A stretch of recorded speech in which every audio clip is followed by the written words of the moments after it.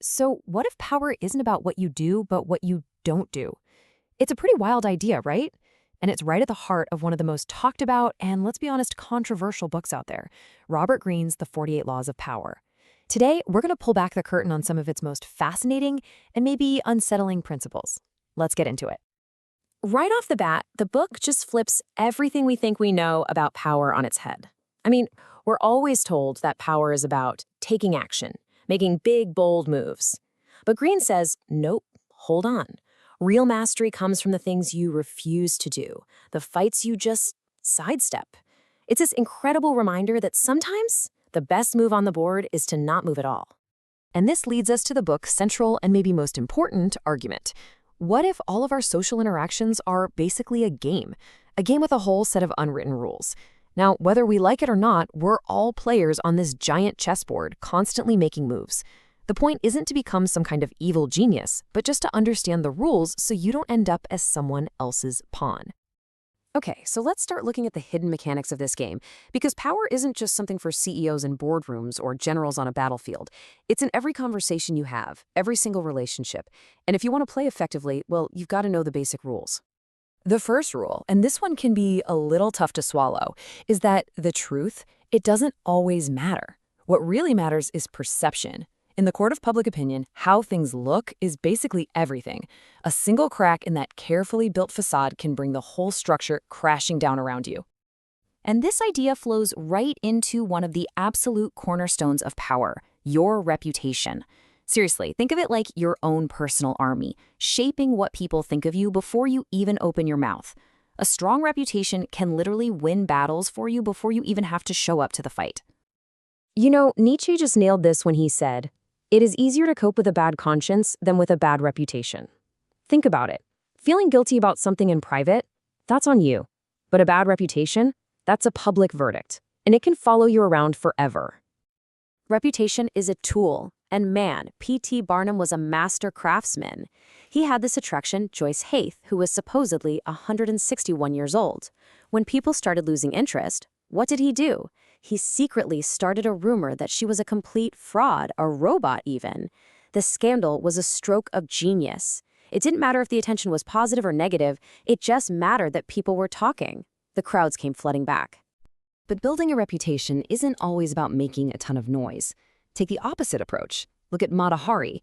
Her power came from being quiet, from creating this incredible aura of mystery that drove people absolutely crazy. They just filled in the blanks with their own wild fantasies, which made her way more interesting than any real person could ever be. It just goes to show you, power can be a shout, but it can also be a whisper. So what do you do when your reputation is on the line and you have that burning urge to defend yourself? The book has some pretty shocking advice. Just shut up. Seriously. Words are cheap, and getting into arguments almost always backfires. Real power is in what you do, not what you say. We've all met the arguer, right? The person who's so sure they're right that they can't see the hole they're digging for themselves. Every time you argue, especially with a boss or someone above you, you're not just having a debate. You're subtly saying, hey, I'm smarter than you. And trust me, that never, ever ends well. So, how do you win without starting a fight? Oh, you have to look at the absolute genius of the architect Brunelleschi. He was building with massive cathedral dome, but got stuck with a totally incompetent partner. Did he complain? Did he argue? No, he just got sick. And with him gone, all the work just stopped. His absence screamed his value louder than any argument ever could. The city officials got the hint, fired the other guy, and begged Brunelleschi to come back. Now that is power. And Brunelleschi's story points us to another huge principle, the power of absence. We live in a world that is screaming for our constant attention, 24/7. But this book argues for the total opposite. Be scarce. Become a rare commodity. Because the less people see of you, sometimes, the more they want you. Take this ancient leader, Diosis.